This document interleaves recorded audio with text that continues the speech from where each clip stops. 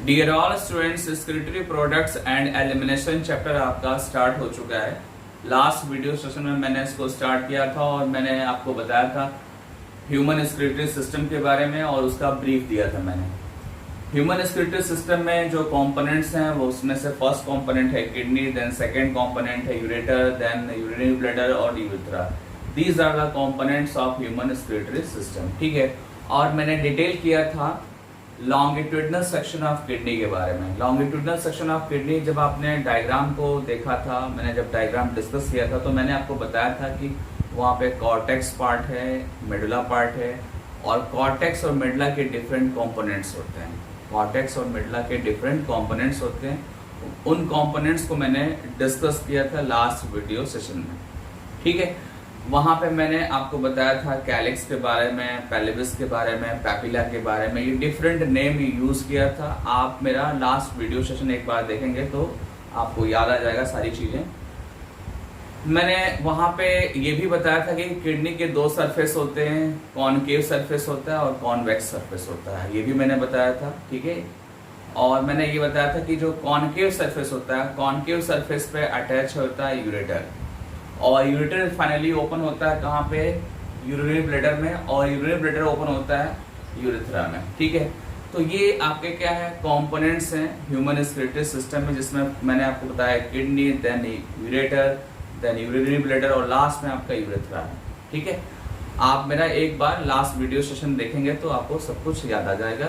ठीक है, आज के सेशन में हम स्टार्ट करने वाले हैं structural and functional unit of kidney के बारे में। ठीक है, structural and functional unit of kidney जो है वो आप सब जानते हो, बहुत पहले से जानते हो कि नेफ्रॉन जो है structural and functional unit of kidney है, और नेफ्रॉन का जो सेकेंड नेम है वो है uriniferous tubules. Uriniferous tubules nephron का सेकेंड नेम है। ठीक है, इस टॉपिक को स्टार्ट करने से पहले मैं बता दूं कि एक सिंगल किडनी के अंदर near about 1 million nephrons near about present होते हैं। 1 to 1.3 मिलियंस भी बोल सकते हैं। ठीक है, ये नंबर है टोटल वन किडनी के अंदर, और हमारे अंदर तो 1 पेयर ऑफ किडनी है तो उसके अकॉर्डिंग आप कैलकुलेट कर सकते हैं। ठीक है, इस पॉइंट के साथ दूसरा जो पॉइंट है वो ये है कि नेफ्रॉन जो है एक कॉम्प्लेक्स ट्यूबुलर स्ट्रक्चर है।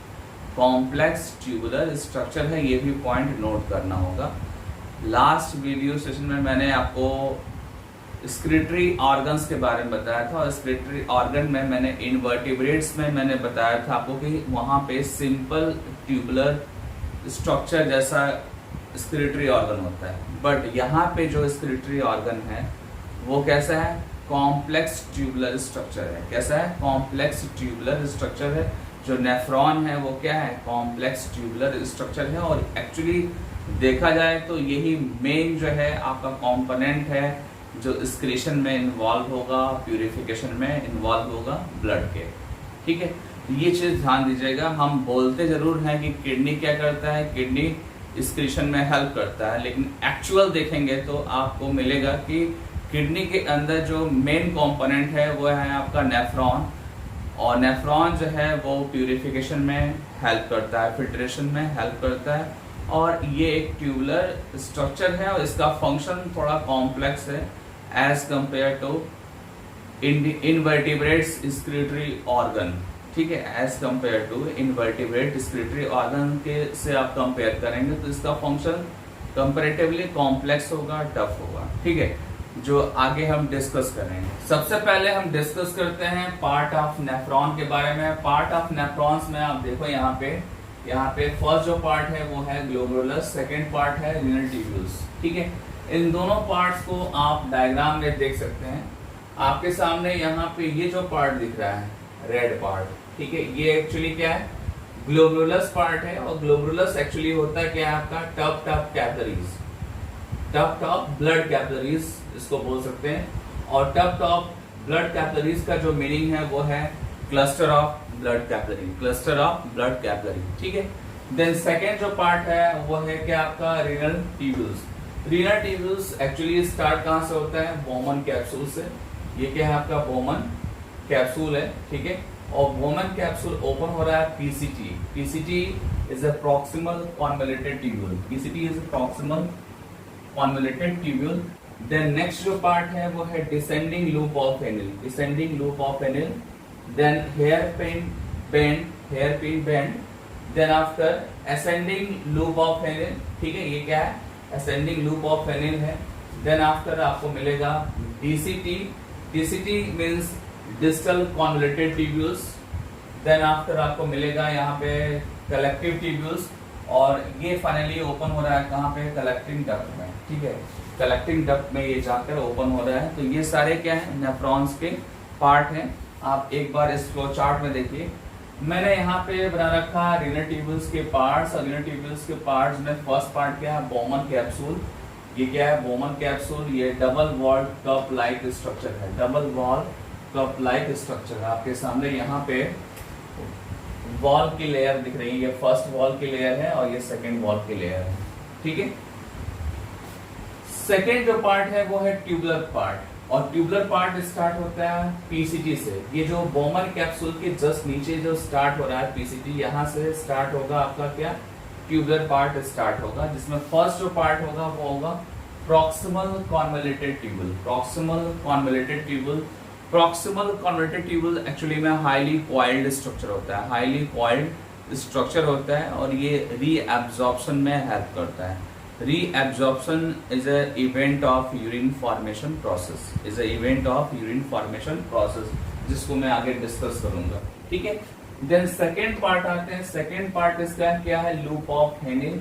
लूप ऑफ हेनिल में first descending loop of Henle में जो फर्स्ट पार्ट है वो है आपका thick descending segment. Thick descending segment आप डायग्राम में देखो, ये जो पार्ट आपका है ये क्या है, थिक डिसेंडिंग सेगमेंट है, और देन उसके बाद आपको मिलेगा thin descending segment. Thin descending segment just thick से आगे जो है डिसेंडिंग का पार्ट वो क्या है आपका, थिन डिसेंडिंग सेगमेंट्स, ठीक है। देन आपको मिलेगा hairpin bend. Hairpin bend, ये जो बेंड दिख रहा है आपको लूप ऑफ हेनिल का, इसको, इस पार्ट को बोलते हैं हेयर पिन बेंड। और हेयर पिन बेंड ओपन होगा किसमें, असेंडिंग लूप ऑफ हेनिल में। असेंडिंग लूप ऑफ हेनिल का जो फर्स्ट पार्ट है थिन असेंडिंग सेगमेंट है, थिन असेंडिंग सेगमेंट, और सेकेंड जो पार्ट है वो है थिक असेंडिंग सेगमेंट। आप डायग्राम में देखो, ये जो पार्ट है हेयर पिन बेंड के जस्ट आगे जो पार्ट है वो क्या है, थिन असेंडिंग लिम्ब है, ठीक है, थिन असेंडिंग लिम्ब है, और ये पार्ट आपका क्या है, थिक असेंडिंग लिम्ब है। एक बार ध्यान देना होगा आपको कि जब आप डिसेंडिंग लिम्ब डिस्कस करेंगे तो फर्स्ट आएगा थिक और देन आएगा थिन, बट जब आप असेंडिंग डिस्कस करते हैं तो फर्स्ट आता है थिन और देन आता है थिक। ये सीक्वेंस आपको ध्यान देना होगा, ठीक है। देन जैसे ही आप असेंडिंग लिम्ब के आगे जाएंगे तो क्या मिलेगा आपको, डिस्टल कॉन्वोल्यूटेड ट्यूब्यूल मिलेगा, डिस्टल कॉन्वोल्यूटेड ट्यूब्यूल ये मिलेगा आपको। और डिस्टल कॉन्वोल्यूटेड ट्यूब्यूल जो है फर्दर ओपन होगा कलेक्टिंग डक्ट में, ठीक है, वाया कलेक्टिंग ट्यूब्यूल। ये क्या है आपका कलेक्टिंग ट्यूब्यूल है, और ये आपका कलेक्टिंग डक्ट है। कलेक्टिंग डक्ट में ओपन हो रहा है किसके थ्रू, कलेक्टिंग ट्यूब्यूल के थ्रू, इसलिए मैंने क्या बोला, वाया कलेक्टिंग ट्यूब्यूल, ठीक है। तो ये चीज ध्यान देना होगा आपको। आपके सामने ये जो डायग्राम दिख रहा है ये डायग्राम नेफ्रॉन का है, मैंने पहले भी बताया आपको, बट यहाँ पे आपको रेड मार्कर से कुछ पार्ट आपको दिख रहे होंगे, ठीक है। वो एक्चुअली क्या है, वो ब्लड का फ्लो है, ब्लड का सर्कुलेशन का एक फ्लो चार्ट है वो, ठीक है। इसलिए मैंने डायग्राम में यहाँ पे मेंशन कर रखा है nephron with blood vessels, nephron with blood vessels, ठीक है। आप सबको पता है कि किडनी का जो फंक्शन है वो क्या है, ब्लड का प्यूरिफिकेशन में हेल्प करता है, ठीक है। दैट मीन्स कि किडनी के अंदर ब्लड की सप्लाई होगी, ब्लड की सप्लाई होगी, ठीक है। ब्लड जो आएगा वो इम्प्योर ब्लड होगा, ये भी आपको पता है, बट वो जो इम्प्योर ब्लड है वो कहाँ से आएगा ये आपको जानने की जरूरत है। जब आप आने वाले ब्लड की बात करेंगे तो आने वाला जो ब्लड है वो आता है कहाँ से, एक्चुअली में वो आता है लेफ्ट वेंट्रिकल से, ठीक है। लेफ्ट वेंट्रिकल से जब सिस्टमिक आयोटा अराइज होता है, जब आप मेरा body fluid and circulation chapter video lecture आप देखेंगे उस चैप्टर का, तो वहाँ पे आपको सिस्टमिक सर्कुलेशन फोकस करना होगा। सिस्टमिक सर्कुलेशन में मैंने बताया है आपको कि लेफ्ट वेंट्रिकल से जो वेसल्स अराइज होती है वो होती है सिस्टमिक आयोटा, और सिस्टमिक आयोटा के डिफरेंट पार्ट होते हैं, ठीक है। जिसमें से एक पार्ट क्या है आपका डॉर्सल आयोटा, और डॉर्सल आयोटा जो है ये ओपन होता है, कहाँ पे ओपन होता है, डिफरेंट पार्ट में ओपन होगा, बट उसमें से एक जो पार्ट होगा वो होगा आपका रीनल आर्टरी। ये चीज ध्यान देना होगा कि डॉर्सल आयोटा जो है ये बहुत सारे पार्ट्स में डिवाइड होगा, इनकी ब्रांचिंग होगी, जिसमें से एक जो ब्रांच होगा वो आएगा कहाँ पे, वो आएगा किडनी की तरफ आएगा, और वो जो ब्रांच होगा उसको हम क्या बोलेंगे, रीनल आर्टरी बोलेंगे। ठीक है, आप देखो यहाँ पे मैंने मेंशन कर रखा है कि ये डॉर्सल आयोटा है, और डॉर्सल आयोटा से एक ब्रांच जो निकला जो किडनी की तरफ जा रहा है वो क्या है, रीनल आर्टरी है, रीनल आर्टरी है।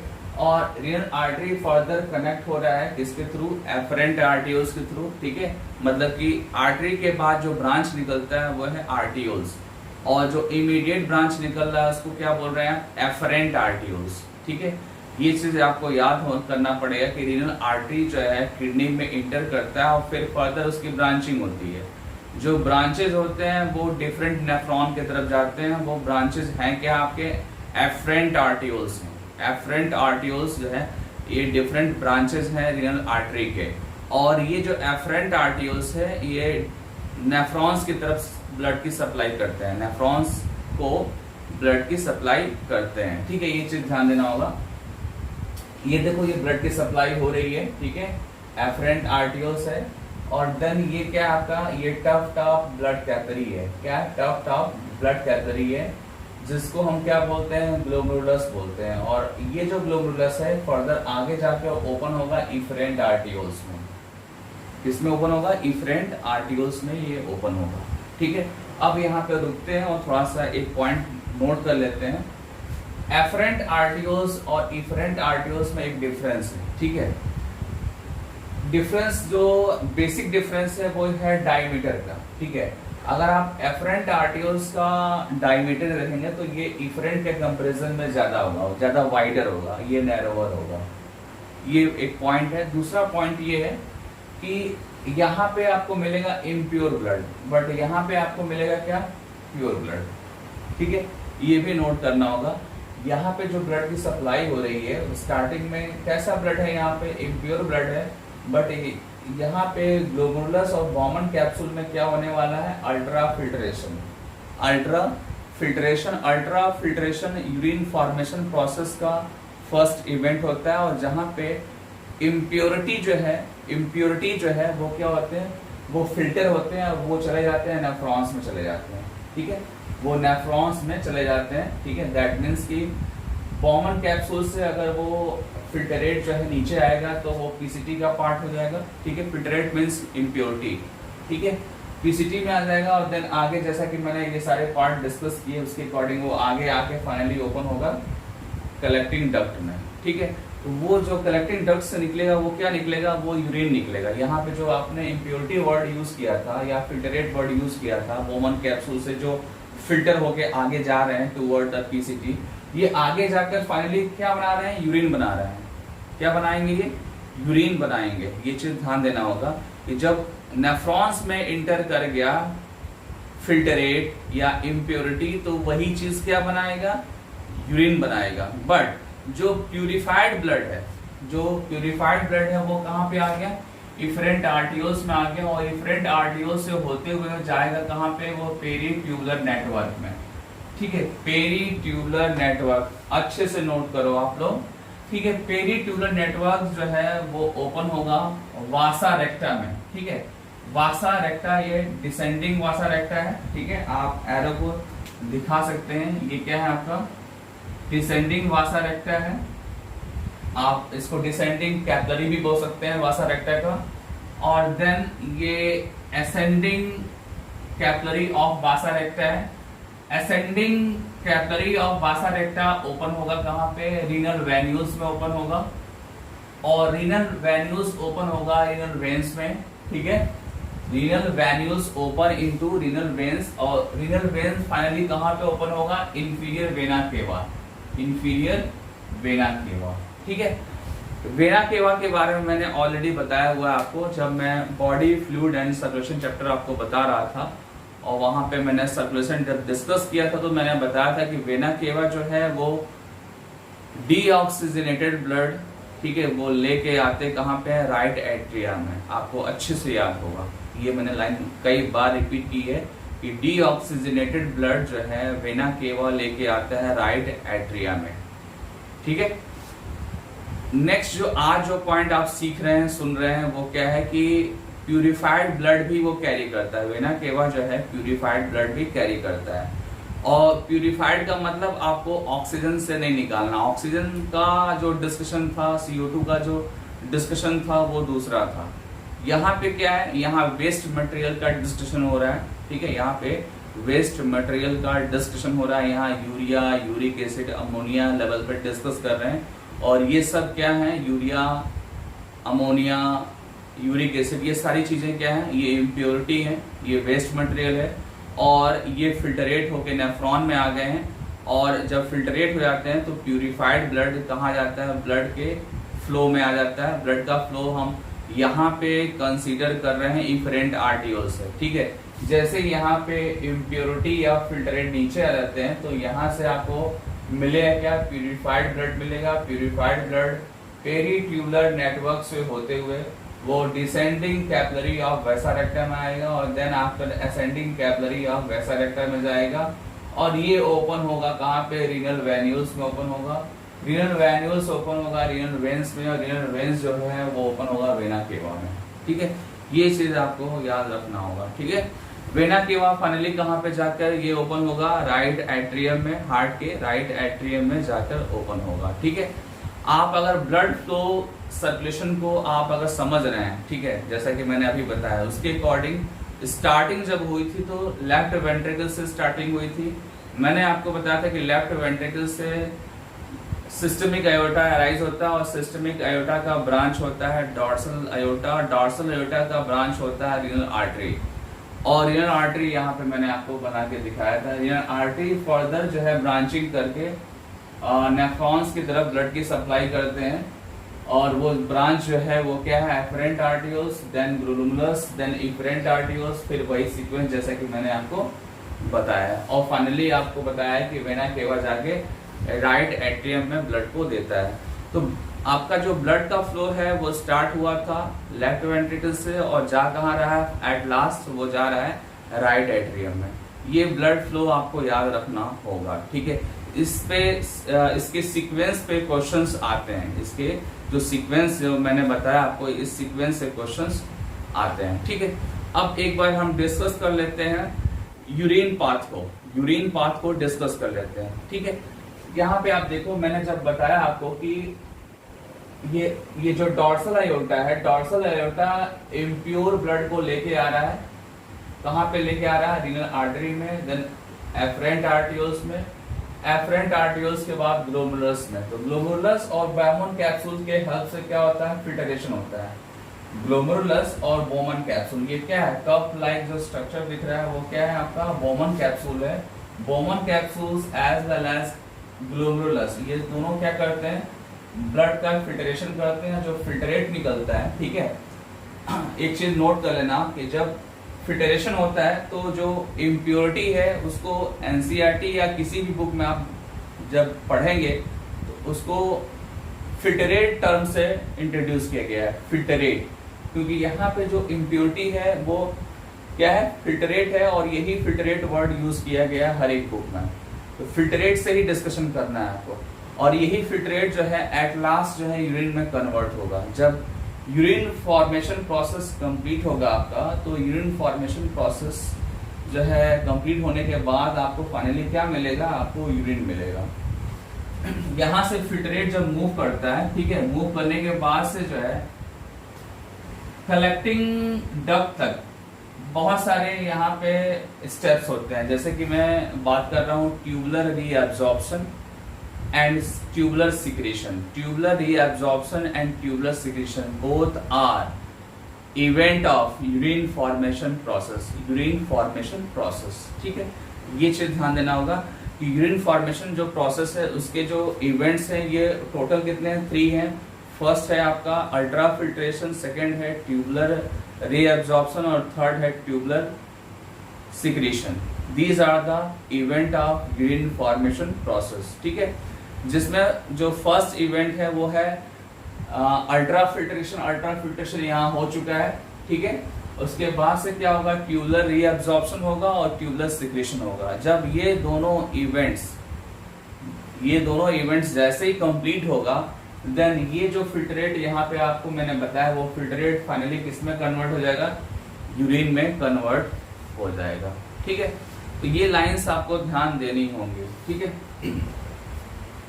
एक टर्म आपका अभी छूट गया है, उसको मैं डिस्कस कर लूं।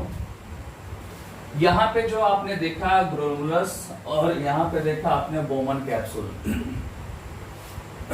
सॉरी, ग्लोमेरुलस और बोमन कैप्सूल को एक साथ हम एक वर्ड से रिप्रेजेंट करते हैं, वो क्या है, मैलपिगियन बॉडी और रीनल कार्पस्किल्स, ठीक है।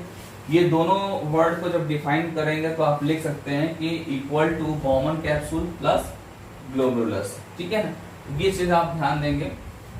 अभी जस्ट मैंने डिस्कस किया पार्ट्स ऑफ नेफ्रॉन के बारे में, अब हम डिस्कस करेंगे inner lining of nephron parts, ठीक है। मतलब कि जो भी नेफ्रॉन्स के पार्ट्स हैं, लाइक आपके Bowman capsule, PCT, descending hairpin, ascending loop, DCT, collecting duct, ये जो भी पार्ट है आपके, इनके अंदर की जो लाइनिंग होती है, इनर लाइनिंग, उसको डिस्कस करेंगे। आप एक बार देख सकते हैं डायग्राम के थ्रू।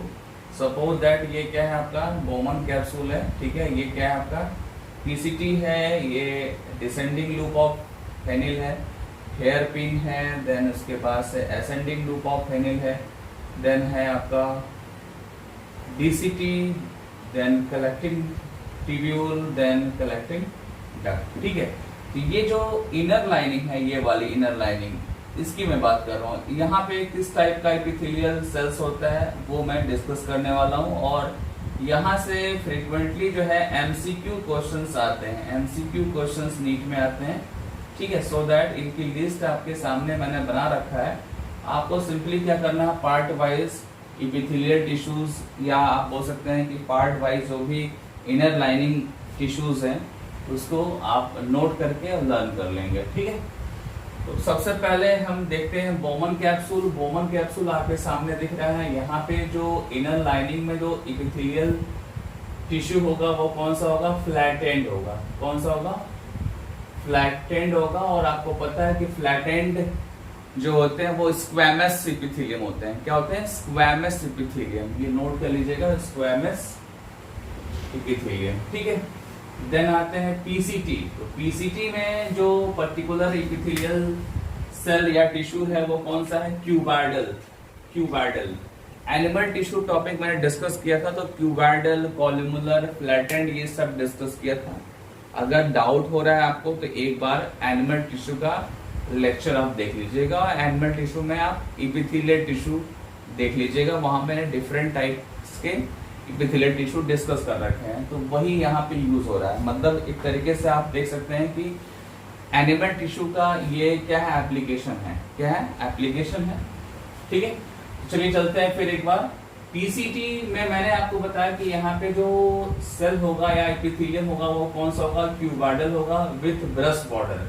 ब्रश बॉर्डर एक्चुअली इसलिए होता है क्योंकि ये जो सेल है इनके सरफेस पे प्रोजेक्शंस होते हैं ब्रश लाइक, ठीक है।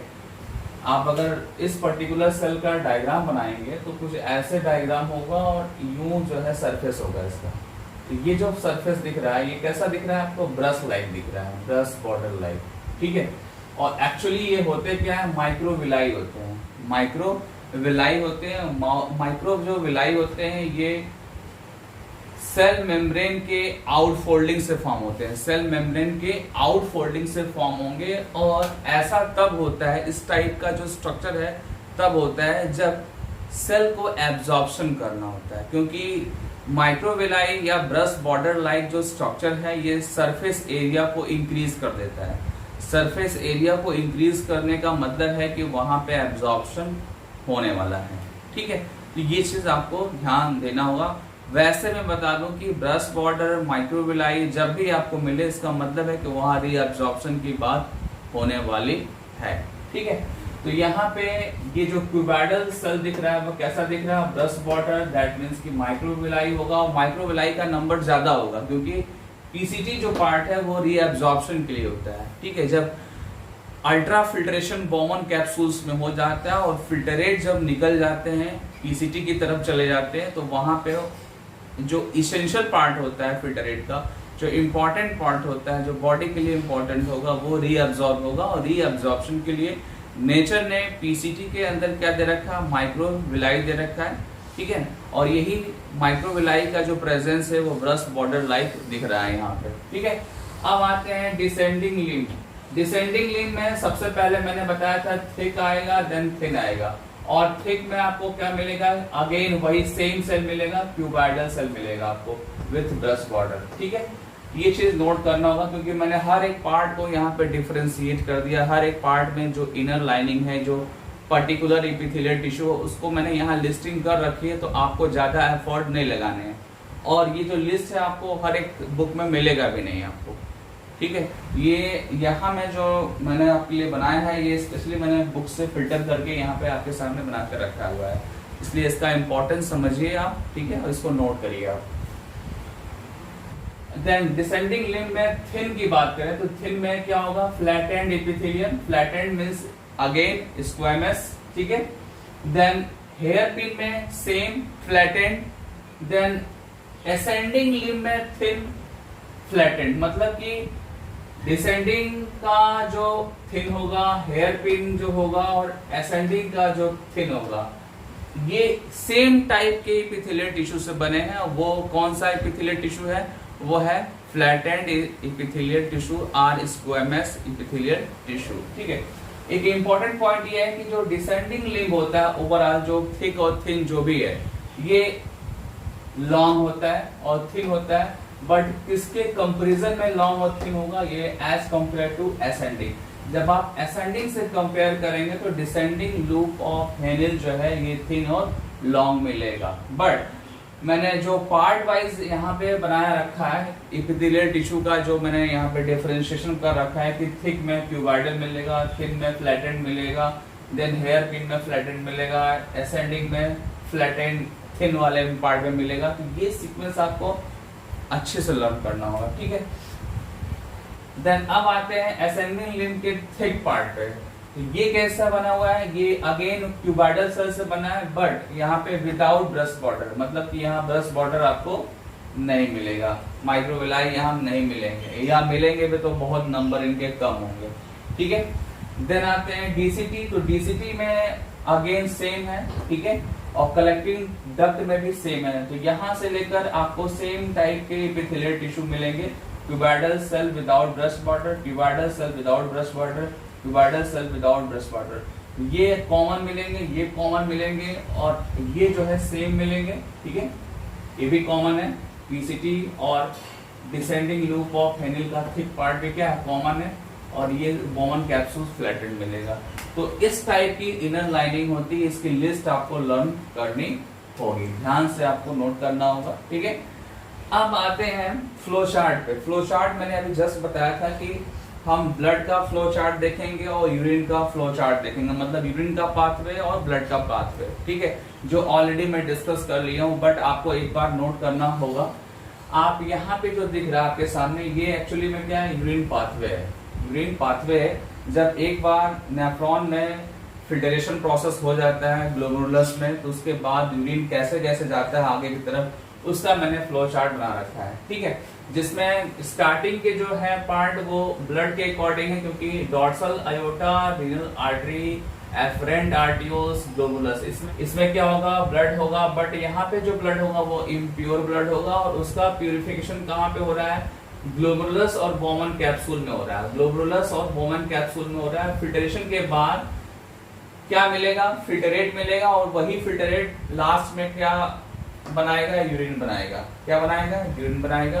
तो पीसीटी से आप फिल्टरेट वर्ड यूज करेंगे, फिल्टरेट, देन आपका फिल्टरेट आगे मूव किया तो डिसेंडिंग लिम्ब में, देन असेंडिंग लिम्ब में, then DCT, then collecting tubule, then collecting duct, और देन आपको मिलेगा डक्ट ऑफ बेलेनी, ठीक है। ये जो पार्ट है आपका डक्ट ऑफ बेलेनी, ये जो पार्ट है, ये पार्ट डक्ट ऑफ बेलेनी होता है। कलेक्टिंग डक्ट का जो आगे का पार्ट होता है, ठीक है, वो क्या होगा, डक्ट ऑफ बेलेनी होगा, ठीक है।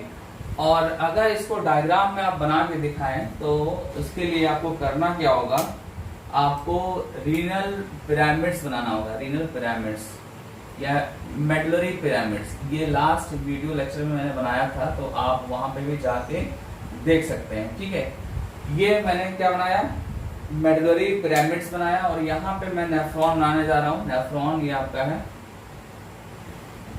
ये नेफ्रॉन आपका है।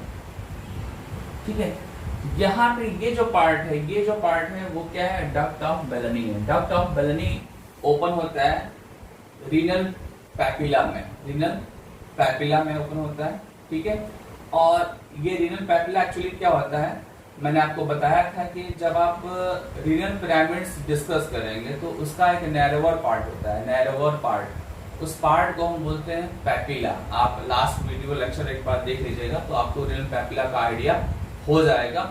वैसे मैं बता दूं यहाँ पे कि मेडुलरी पिरामिड्स या रीनल पिरामिड्स का जब आप स्ट्रक्चर देखते हैं, ठीक है, तो उसका जो नैरोवर पार्ट होता है, नैरोवर पार्ट पे जो ओपनिंग होती है वही एक्चुअली क्या है, रीनल पैपिला है। और रीनल पैपिला जो है फिर माइनर कैलिक्स में आप यहाँ पे ऐड कर सकते हैं, माइनर कैलिक्स में ओपन होगा। ठीक है, और देन मेजर कैलिक्स होगा। ये शायद मिसिंग हो गया है तो आप इसको नोट कर लीजिए, मैं बता दे रहा हूँ आपको।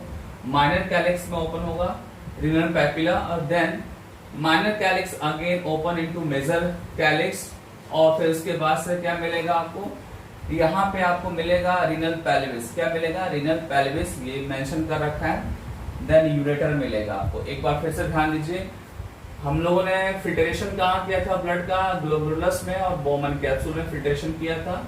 और फिल्ट्रेट मिलने के बाद वो फिल्ट्रेट कहाँ जा रहा था, पीसीटी में, then descending loop of Henle में, then ascending loop of Henle में, फिर then DCT, then collecting tubule, then collecting duct और डक्ट ऑफ बेलनी।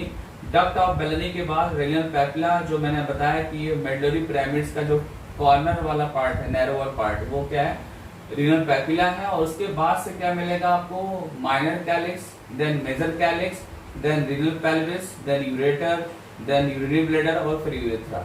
ठीक है, ये क्या है, आपका यूरिन का पाथवे है, यूरिन का पाथवे है।